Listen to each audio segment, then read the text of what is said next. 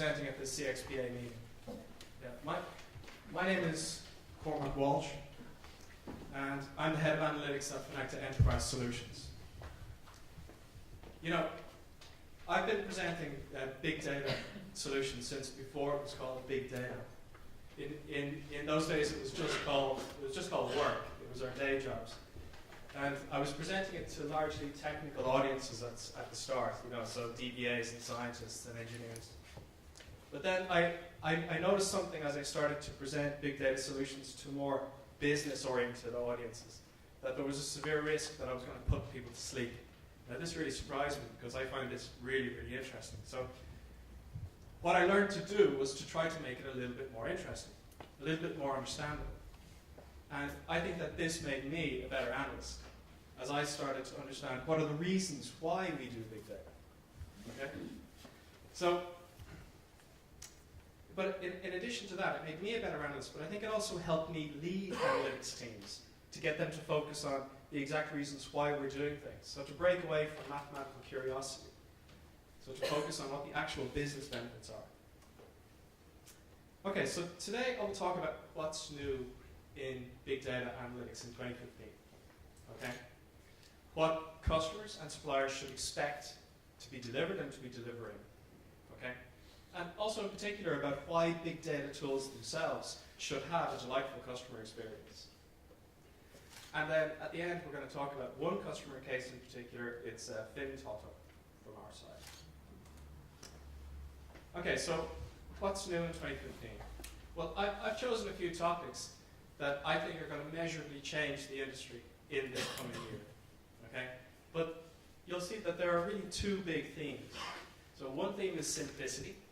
Okay, and the other theme is that there's going to be considerably more opportunities to get insight and value from big data.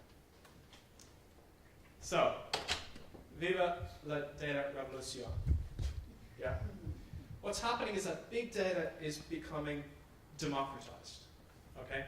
It's no longer the case that early adopters are the companies who are taking advantage of data assets within their reach. Okay? And in fact, the real truth is that if you're not starting to use data assets that you have access to help you make well-informed decisions, then you're coming very, very late to this party. Okay? So this democratization, you can see it as, let's say, a release of the scientific complexity, a maturing of the technology. Now the technology is sufficiently abstracted that using big data tools can be as easy as printing a document, putting on your socks, making a piece of toast. I like to think it can be that easy. Okay? And I want to, let's say, show you a few examples now. But you know, if I'm going to talk about what's special about big data, right, I need to be sure that everybody has some kind of an idea about what we mean when we talk about big data. And in my experience, often way too much complexity is wrapped around the entire concept. Okay? So, what I'd like to say is that big data is a concept which essentially is like adding a superpower to your business. Okay? Yeah? So imagine if you're like Superman, if you could see through walls, you know, or if you could see into the future. Okay? This is the kind of thing that we're talking about. Also, you can explain past events and understand why things happen. Okay? You can learn from this. And really importantly, you can make decisions based on fact, not on conjecture or guesses, but based on real data that you have access to. So the first thing, which is becoming the new normal in terms of big data analytics, is predictive analytics. Okay? So predictive analytics, it's not hype anymore. It's really well understood techniques. And using these techniques, we can generate very high quality insights to improve your business. So let's take a really, really simple example. Okay? So in this case, on the green trace, we have sales data over a 52-week, well actually in this case it's over a 20-week period for a particular product. Okay? Now the sales data itself is actually quite difficult to understand. If you were lucky, you might have some seasonal variability inside the sales to help you predict. Okay? But the blue trace is how people have been visiting that product website. Okay? And in our case, it's as sensed by Snoopy. okay, our web analytics product. So we can see the volume of people which are visiting the web, the page specifically related to that product. But what we see when we overlay these graphs on time series together is that there is a 0.85 correlation between the following week's sales and the previous week's visits. So once you sense this, then you can start to use it on a weekly basis to understand how your sales are going to behave in the future. Now, this is just a start of the concept of big data. As you start to add additional data sources on top, then you can improve your predictability. Okay? So for example, in this case, it would make a lot of sense to add social media data. Okay? Volumes or sentiment. And in this case, you could further improve your ability to predict. So that's predictive analytics. It's going mainstream now. Now the next area of particular interest is security. Okay? It is the case that as you add more and more data into your daily operation, okay, lots of different data sources, and in particular, you're releasing the benefits from those data sources into lots of different areas and layers inside your organization. Okay? So almost everybody inside a company can be benefiting from BI tools at this point. This presents a situation where potentially the security risks could quite validly be seen to grow. Okay? So in any big data solution, security has to be taken extraordinarily seriously. Okay? And in Financial Enterprise, where it's essentially at the center of everything that we do. Our customer data and the insight that we generate from it is essentially our key value proposition. So the protection of the integrity and the protection of the protection from intrusion for that data is absolutely centric to the success of our business. In addition, we can say that big data itself produces benefits in terms of security practice. Because as we see how the data has been used, and as we monitor who's using it and in what way, then it gives us the opportunity to sense potential security vulnerabilities that you wouldn't otherwise have the opportunity to see. So this thing plays in both directions. So security is something that you need to pay attention to, but big data can benefit any security practices that you have in place. Then there's the Internet of Things. This is probably going to be the single biggest game changer in anybody working in the big data space, or definitely starting this year. We're going to be in a situation where almost any device imaginable can have a sensor attached to it and a radio interface. And this device will be pumping sensory data back into the cloud. It's a reality that we're going to be in a situation where your refrigerator is getting messages from milk and eggs inside your fridge to work out the propensity and possibility of your success to make an omelette the following morning. Okay? And they can negotiate with each other about how they should be adding items or removing items to your shopping list, okay, based on your previous behavior. So this is absolutely reality. This is what's going to happen. Now, as this happens, we're going to be facing literally a waterfall of data into the ocean of data that we already have. Okay? So the opportunity for sensing additional properties and opportunities from this data itself is going to grow exponentially. So that gets back to the previous point, that if people are not getting ready for this now, when it becomes truly enormous in terms of the volumes, it's going to be extraordinarily difficult to play catch-up. Okay? This is the time to start getting used to implementing these processes within your business.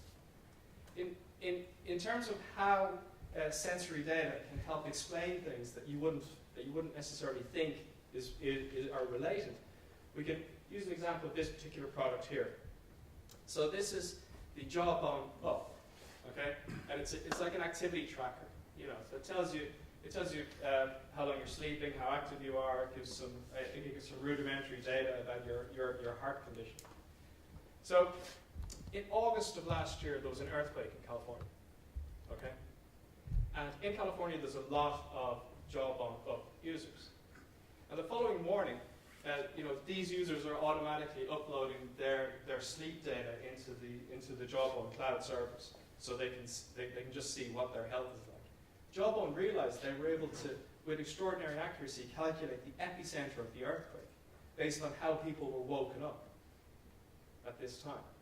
So this means that as we get more sensors into more and more devices, we're going to have more opportunities to explain events which happen in the real world. Okay? And even to the point where Twitter are now saying that they can predict the prevalence of heart attacks in particular areas based on the amount of anger or displeasure in tweets. Okay? So, like this is really an extraordinary time in this respect. Okay?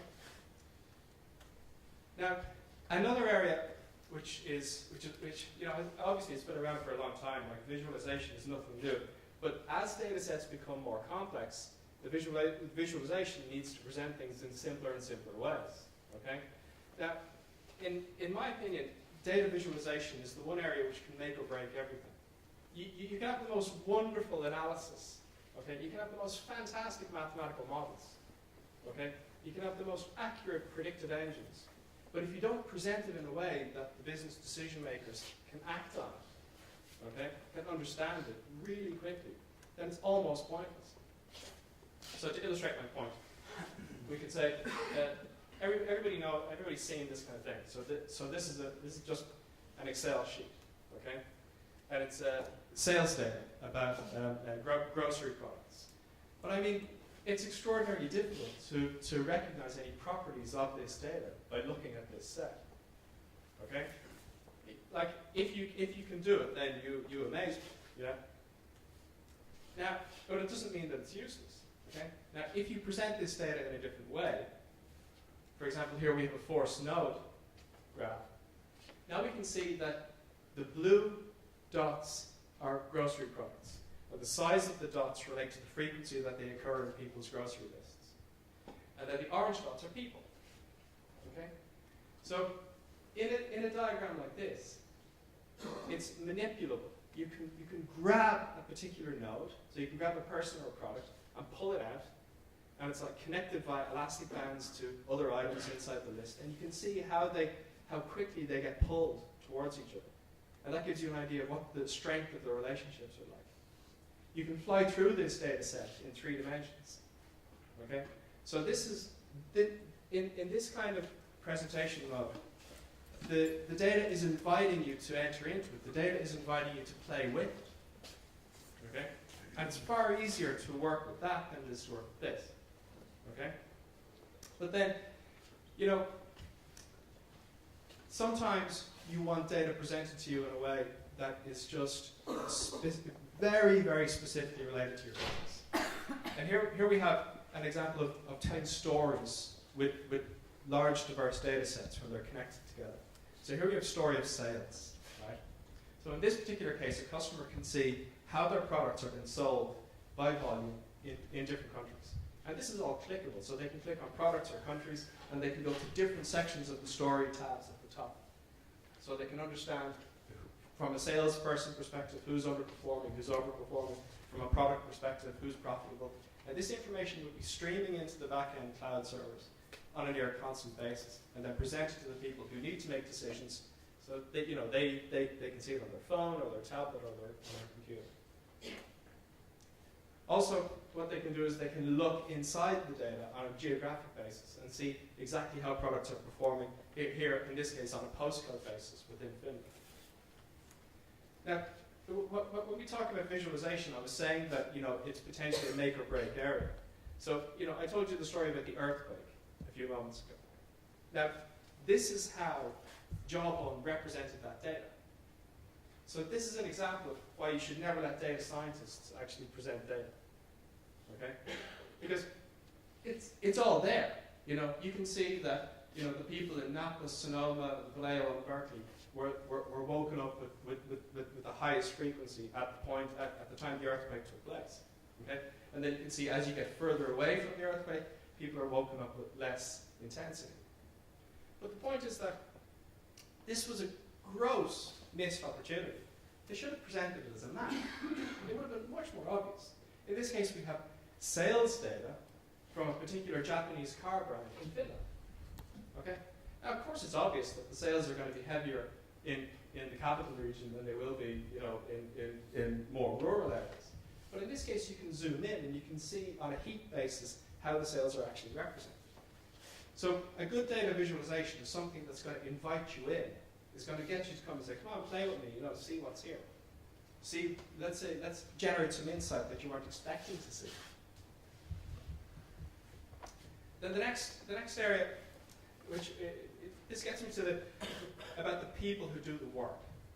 Okay, I kind of touched on the point earlier that it's generally speaking not a great idea to let data scientists be responsible for data visualization.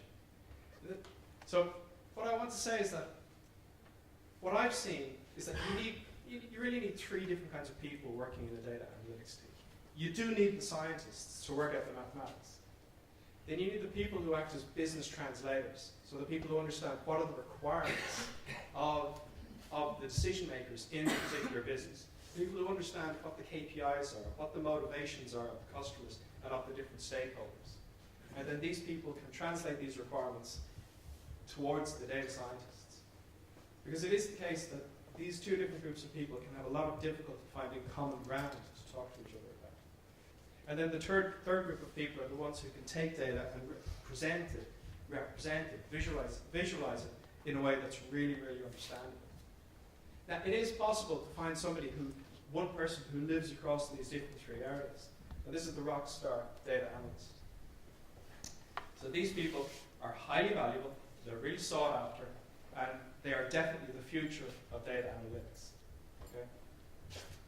So, essentially, what we're looking at is that data science is coming out of the closet. Okay? Data science now is becoming a tool just like email. Okay? That everybody should have access to. Everybody in your organization should be able to get benefits from it. Okay? The complexity has been abstracted into tools that are simple to use and can be used by everybody. So that means we're talking about dashboards. Okay? So like I was saying about visualization, the ultimate goal of any visualization is to be very quickly understandable. So the data that's relevant for your business presented to you when and where you need it to allow you to make decisions. And an analogy that I like to use is this, okay? So I feel that dashboards are absolutely mission critical. I think that if you're not using dashboards to help you understand your business, then you don't understand your business, okay? Let's take the example of a plane, okay? Now, if you were going to fly a plane or be a passenger in this aircraft, right, how would you feel if this was the situation that the pilot was facing? If the pilot only had controls and windows, okay? So let's think about airspeed, so okay, you're listening, it sounds like we're going fast enough. Think about altitude, yeah, it looks okay. Okay, the engines sound fine. Or would you prefer to be in this situation here? I think it's obvious. And I think exactly the same thing goes for any business which is fast moving, okay, which lives in an economy and a business environment where consumers are expecting to get rapid results. And I think this is this kind of business we're all in. Everybody lives in this modern economy. So if you don't have access to data to allow you to make well-informed decisions, you're just not helping yourself. That's the reality. So very briefly, Finn Toto, because I'm up against the clock here.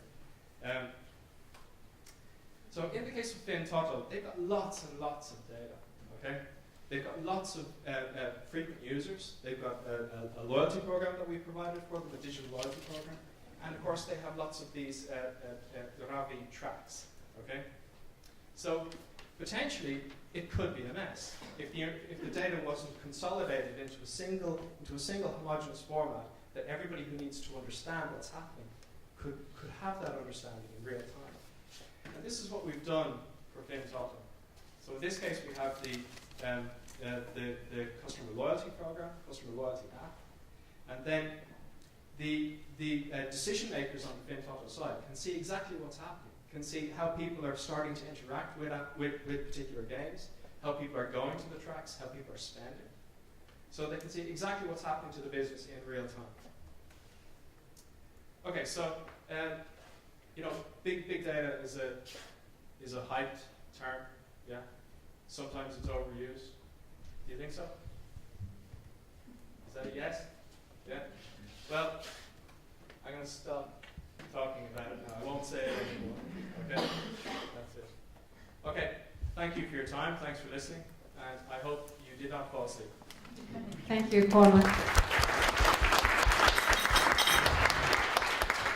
We have actually a special guest star in the audience, I think, from the Fintoto case, Kimmo Wager. So, where are you, Kimmo? Good. So, I was thinking that maybe if you have any questions about the actual case, I think Kimmo is able to answer them, if you'd like to get any more information about that. Or please, if you have any questions for Cormac, go ahead and shoot. Either one. Well, don't shoot. Go in the messenger.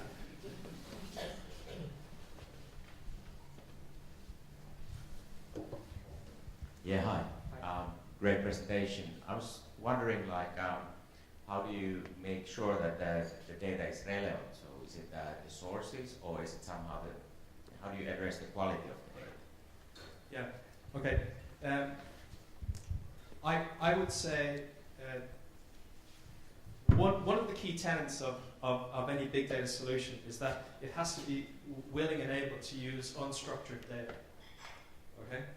So then I would say that the quality of the data is not something that I would be particularly concerned about. Okay? What we're searching for is volume. Right? Because from volume, then we can, if there are patterns, if there's any potential for predictability, it will come out with the right tools. So for example, let's say, kind of wildly unstructured data could be social media, okay? But inside there can be absolute gems of insight for your business. Yeah. So I know this might sound weird, but I would not be overly concerned about quality. And as well, let's point out one very important fact, which is that processing capability is a commodity now. Okay, it's almost for free, and storage is almost for free as well. So that means that we can just keep taking the data, just keep giving it. It's okay. Okay. What about heaps of data? And you talk about the rockstar analysts. Don't you need heaps of rockstar analysts to go through all that data as well? Yeah, at the start, but then we're lucky because we're starting to automate. We're starting to automate the models that we're using. So, of course, the first time we do something takes longer in any case. But once it effectively becomes a product line service, then from our perspective, we don't need an army of analysts. Okay? The way we treat it is that we develop techniques and processes, and then we push those techniques and processes into tools. Okay. How do you go on about big data journey? Where do you start, and what are the next few steps after that? Well, the good news is that you can start anywhere. Okay, so it's literally you can. So let's think of the case of banner marketing. Okay, so if you're in a situation where you launch banner, where you, let's say you launch internet banners, and then you at some point after the banner campaign is run, you get the results of the campaign. Okay, that's perfectly fine. From a big data perspective, what we can do is start to collect the data which comes back from the results of the campaign, and then just push that into a simple to deploy engine, which allows improved targeting the next campaign you launch. So the key, let's say the big data element here is that banner campaigns would not be launched in isolation. So like, campaign 1 and then a month later campaign 2. It's more like campaign 1 and campaign 1.1 then 1.2. So each campaign is learning from each other. So it's not the case that you need to kind of stop everything, rebuild all your processes, and then start with a new system. That's just not the case. You can start from wherever you are, and that's what we're seeing with our customers. We have a question.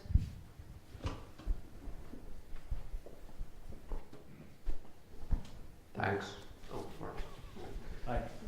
Hey, if you don't have a data analyst at your disposal, what would you recommend the person do if you're really interested in analyzing that data? Email me. Are there any tools that I could use except email? No, you can the way I see it is that companies should really have data analysts. I'm serious about it. I think that it's a service that should be bought, right? Because it is so specialist, and in order to to get it working. So considerable investments in people and technology need to be made. Like it'd be like you know, an office company having their own painters, you know, or people who take care of facilities inside the building. These things are outsourced because it's not your core business. Okay, so this has to be seen as a commodity. Okay, because there is a shortage of people, okay, globally. Okay, what about then if you have lots of big data coming in from Internet of Things and wherever, what about the security issues? Are there any threats we should be aware of or concerned about? Well, one of the things about security is that it's an ever-moving target. Okay, so you know, things to remember is that everything's breakable. Okay, so like nothing is indestructible. The only thing that you can do is you can know enough about what the, you know, let's say what the threats are and protect yourself from that. So that's the point I was making earlier, that when you have lots of data and lots of different people in your company accessing the data, obviously that's going to, you know, potentially increase the amount and opportunity for breaches of that data. But at the same time, the same tools and techniques that you would use to improve your marketing with data can be used to improve how people are accessing the data. So you can start to recognize, you know, let's say misuse or fraud, either internal or from your customer side. Okay, so it's in a sense it's so powerful. I would say that the risks are mitigated by the opportunity to protect itself. Very good. Any other questions from the audience? If not, then I'm going to do the wrapping up of this. Okay, thanks. Thank you.